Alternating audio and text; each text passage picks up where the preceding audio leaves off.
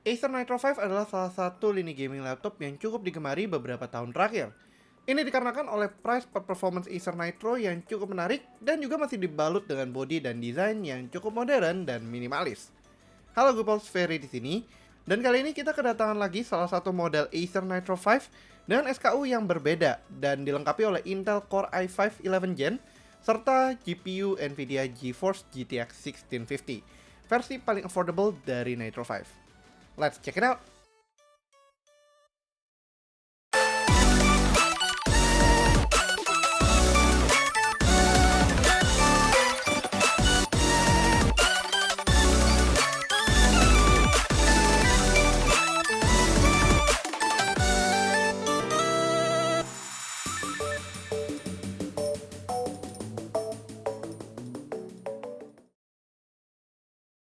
Secara garis besar, sebenarnya Nitro 5 kali ini hanya berbeda secara SKU untuk di jeroan atau spesifikasinya aja. Jadi mungkin style pembahasannya akan kita rubah sedikit dan lebih ke arah apa yang masih sangat menarik, garis besarnya dari laptop ini, dan pembahasan secara performa serta gameplay task yang lebih mendalam. Secara build, Acer Nitro 5 ini masih menggunakan model facelift yang sama sejak 2020-2021 lalu dan tampil dengan kombinasi warna hitam dan merah minimalis, di mana merahnya hanya berada di bagian belakangnya saja di port charger dan ear fans-nya. Bahan yang digunakan tentu saja masih polikarbonat dan memiliki bobot yang masih sama juga di 2 kg. Untuk ports dan connectivity juga di versi yang paling murah ini, Acer masih memberikan port yang cukup lengkap, mulai dari RJ45, USB 3.2, dan audio combo jack di bagian kiri, serta HDMI, USB 3.2 juga, dan USB Type-C untuk di port di sebelah kanan. Koneksi nirkabel juga masih cukup oke dan juga cukup stabil berkat Intel Wi-Fi 6 dan Killer Ethernet i2600. Di dalamnya Acer Nitro 5 ini juga masih dibekali oleh webcam HD yang punya performa noise cukup oke.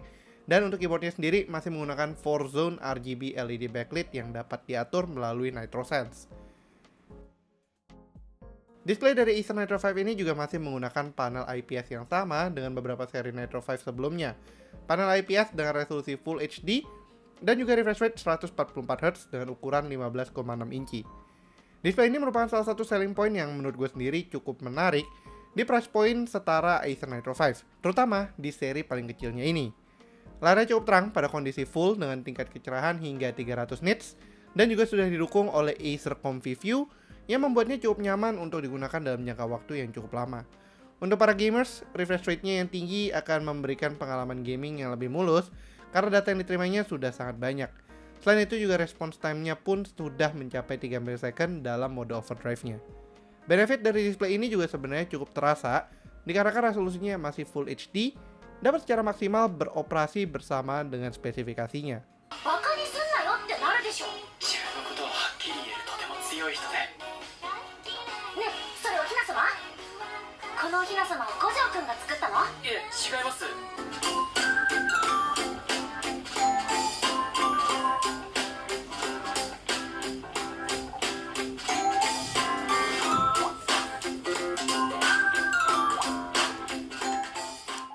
Nah, tadi sempat kesinggung soal spesifikasinya. Sebenarnya jeroannya si SKU kali ini tuh membawakan jeroannya apa aja sih? Secara prosesor, kalian mendapatkan 11 Gen Intel Core i5 11300H 3,1 GHz 4-core 8 threads dengan TDP 35W. Prosesor i5 Gen 11 Intel ini bisa dibilang salah satu opsi CPU budget yang cukup dilirik di entry level gaming laptop, dan juga sudah memakai node proses yang cukup baru dari Intel, yaitu di 10 nanometer yang membuatnya cukup efisien soal daya. Di sisi grafis, Nitro 5 ini menjadi opsi paling rendah dari keseluruhan lini Nitro 5 yang beredar di pasar saat ini dan dibekali oleh GPU Nvidia GeForce GTX 1650. Memang dengan memilih GTX series ketimbang RTX series, kalian akan kehilangan opsi seperti ray tracing yang sepertinya saat digembar-gemborkan beberapa tahun terakhir. Namun GPU ini masih cukup mengangkat untuk diajak menggempur beberapa judul AAA yang cukup populer. GTX 1650 yang digunakan oleh Nitro 5 ini juga sudah dibekali oleh VRAM 4GB GDDR6 untuk performa yang cukup oke dan juga cukup cepat. Secara benchmark, CPU dari Nitro 5 ini cukup solid dengan skor 1400 poin pada single core dan 5776 poin pada multicore-nya. Performa ini mirip dengan Core i7 yang biasanya disematkan di lini ultra thin laptop yang punya performa cukup efisien. namun bukan ditargetkan sebagai gaming machine. Contohnya seperti i7-1165G7. Di 3D Mark Time Spy, Nitro 5 dengan GTX 1650-nya mampu mencapai skor 3.684 poin dan performa Battlefield 5 katanya sih mencapai 40 plus FPS di 1440p. Sesuatu yang kita nggak pakai karena displaynya cuma Full HD aja. Overall performance score-nya dari PC Mark X mencapai 5.292 poin dan performa tertinggi berada di Essentials dan Productivity. Well, jadi apakah laptop ini berarti kurang oke buat content creator? Sebenarnya tergantung sih. Jadi kita sempat uji coba juga untuk merender video 1080p sepanjang 3 menit dan menggunakan DaVinci Resolve 17. Dan hasil rendernya dapat dicapai dalam waktu kurang dari 2 menit. Output Full HD seharusnya masih sangat oke untuk saat ini, dan kemampuan rendernya pun masih juga cukup mumpuni ketimbang harus memaksakan di 4K. Walau demikian tentunya output 4K juga masih bisa dihasilkan, namun dengan waktu render yang agak sedikit lebih lama aja. Kemudian ke performa gaming, karena penasaran sebenarnya di sini kita menguji coba dengan beberapa game yang agak lebih banyak dari biasanya. Call of Duty Modern Warfare dan Warzone, Cities Skyline, Genshin Impact, GTA 5, dan juga Rainbow Six Siege. Walau kelima game tersebut technically bukan game AAA baru, tapi kelimanya cukup demanding dan masih banyak player base-nya, dan kebetulan itu juga game yang gue bisa mainkan secara daily. Di Call of Duty Modern Warfare multiplayer, kita mendapatkan average FPS sekitar 66 FPS, dengan rentang FPS yang dicapainya berada di kisaran 60 hingga 80 FPS. GPU load-nya cukup terutilisasi hampir 100%, sedangkan untuk CPU-nya masih cukup santai di 60-70%.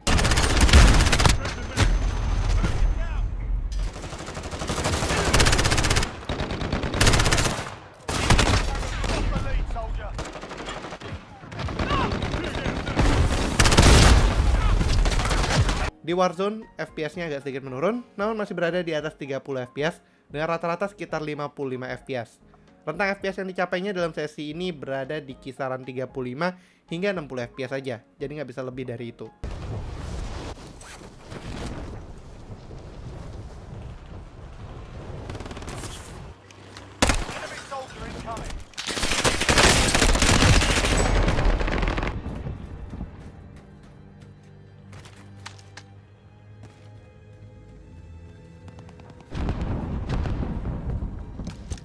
Di City Skyline dengan density kota yang cukup tinggi dan resolusi mentok kanan, FPS-nya cukup ngedrop dengan rata-rata 27 FPS saat close up banget ke dalam kota-kotanya dan 50 FPS saat cukup zoom out. Kalau sedang proses pembangunan area, contohnya di sini kita nyobain DLC Airport yang baru, FPS-nya berada agak under 30 FPS selama proses building.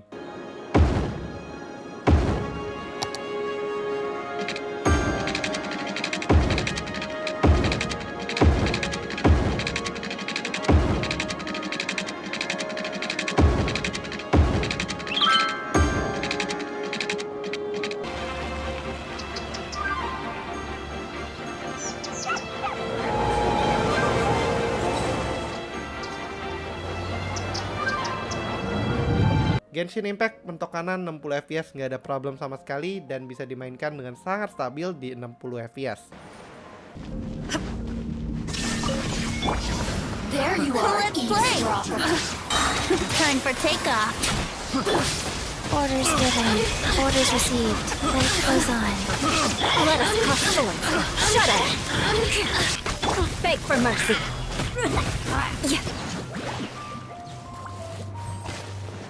Crush. Cut to the chase.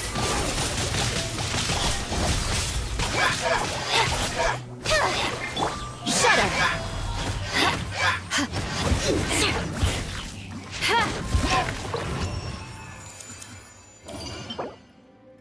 GTA Online digarap di laptop ini dengan rata-rata 43 frames per second dan settingan defaultnya yaitu di high. GTA Online memang udah agak umur, tapi I have to say performanya di PC itu masih sangat oke untuk testing. 43 FPS harusnya masih juga cukup untuk bermain game ini.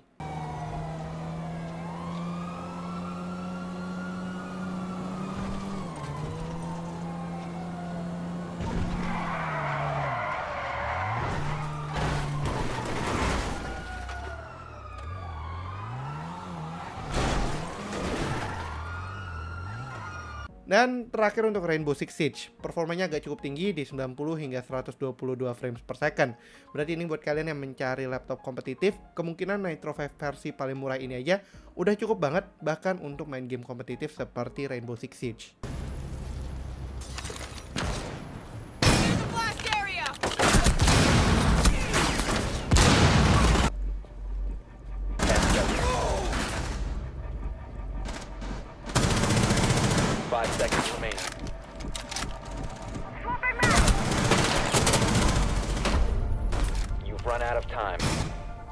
Perlu dicatat juga kita merekam dengan menggunakan Xbox Game Bar.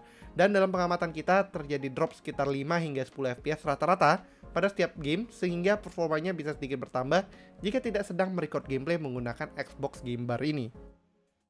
Overall performance Nitro 5 untuk sebagian besar game yang kita mainkan secara pribadi sangatlah baik dengan minimal stutter. Respons dari laptop ini cukup baik walaupun memang dalam beberapa kasus ada beberapa FPS-nya yang kena drop agak lumayan. Tapi bukan berarti experience-nya menjadi anjlok.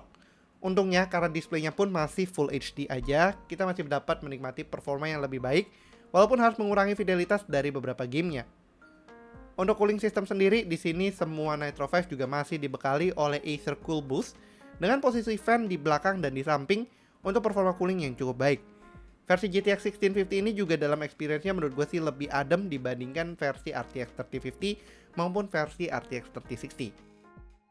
Untuk memori dan upgradability, di sini Nitro 5 hanya dibekali oleh RAM 8GB saja dan storage-nya 512GB SSD NVMe. Jika dirasa kurang, RAM-nya sudah dual channel slot, jadi kalian bisa menambahkannya lagi hingga 16GB di mana masing-masing slotnya memakan 8GB. Dan storage pun juga masih bisa memanfaatkan dua buah SSD M.2 sekaligus menghubungkan konverter SATA-nya untuk storage yang lebih luas dan affordable dalam form factor SATA 2,5 inci.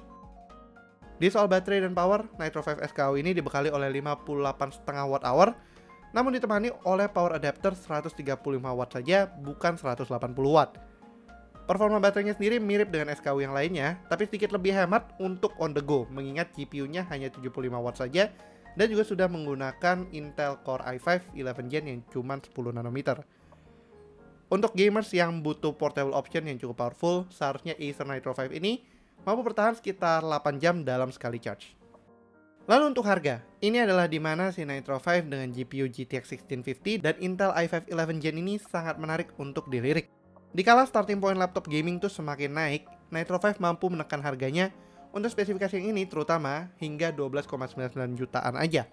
Ini menjadi entry point laptop gaming paling murah saat ini dan seharusnya bisa menjadi opsi yang cukup menarik untuk menghemat budget yang cukup banyak. Laptop ini juga sudah mendapatkan 3 years warranty dan priority care dari Acer untuk memberikan pengalaman dan penggunaan yang lebih aman lagi.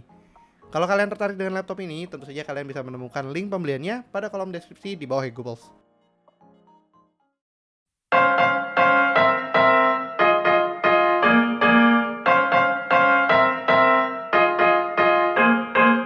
Gaming berkualitas nggak perlu mahal. Itu adalah goal dari Acer dengan lini Nitro-nya. Seperti yang pastinya kalian sudah ketahui, chip shortage masih menjadi sebuah berita hangat dan GPU bisa dibilang makin mahal dan belum berhasil recovery dari damage chip shortage itu.